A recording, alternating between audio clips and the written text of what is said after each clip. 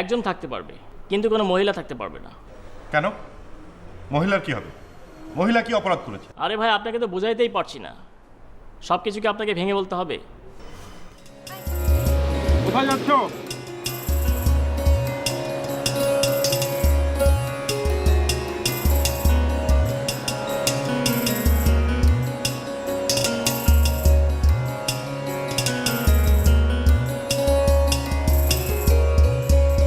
এখানে আমরা কোথায় উঠবো? দেখি খোঁজ নিয়ে কোথায় ওঠা যায়।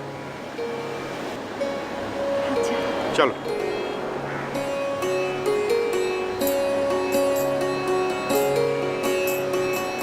সাবধানে যাও।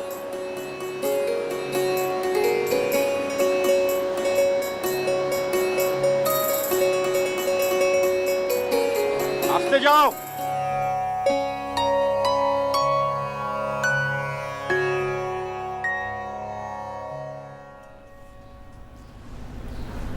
ভাই, একটা রুম হবে? আপনারা কি হাজব্যান্ড ওয়াইফ? জি জি, হাজব্যান্ড ভাই। এক্সকিউজ মি, বসেন, আমি একটু দেখতেছি। Thank you. এক্সকিউজ মি ভাই, আমাদের রুম তো খালি নেই। চলো যাওয়া যাক। চলো।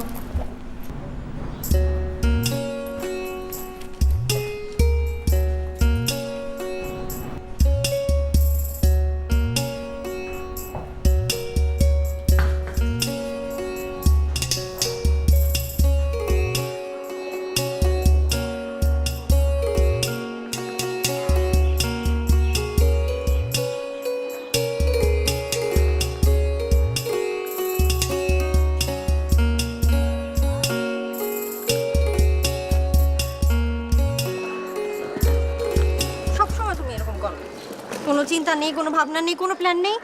পর্যটক হয়েছো তুমি, না? পর্যটক। চিন্তা করো না তো, একটা ব্যবস্থা হবেই।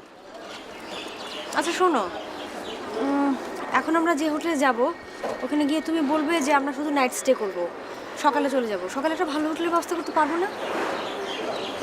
রুম জোগাড় করা একটা ঝামেলাই হবে মনে হচ্ছে। ঝামেলা হোক আর যাই হোক, একটা হোটেলের ব্যবস্থা করতেই হবে। আমি কিছু জানি না। আসো।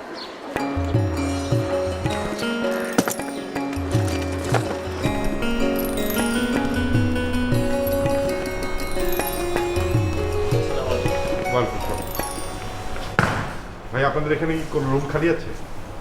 জি না, আজকে কোনো রুম খালি নেই। কিন্তু ভাই, আমাদের তো একটা ব্যবস্থা করতে হবে। যে কোনো উপায় রাতটাকে কাটাতে পারলে সকালে আমরা চলে যাব। সকালে তো আমিই দিতে পারছি, আজকে দিতে পারছি না। কিন্তু ভাই, এখন আমরা যাব কোথায়?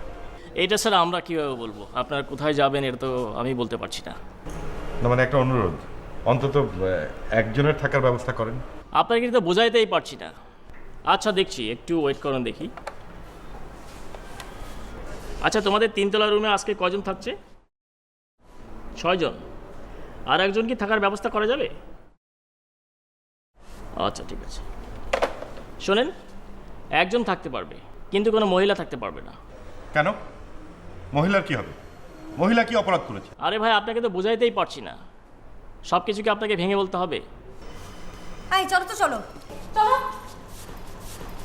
আগে থেকে কোনো ব্যবস্থা করতে পারে না, এখন তখন উঠছে।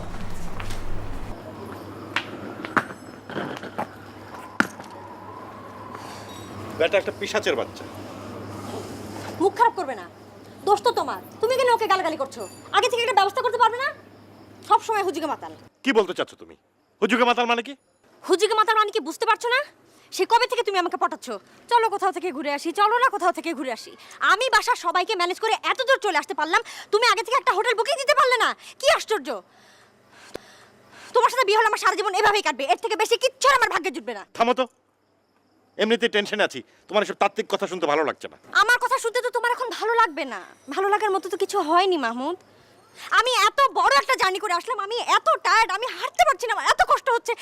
এখন কোথায় থাকবো, কি খাবো, কোথায় যাবো, আমি কিচ্ছু বুঝতে পারছি না। তোমার হঠাৎ করে মনে আসলো, তুমি আমাকে নিয়ে রওনা দিয়ে দিলে। আশ্চর্য!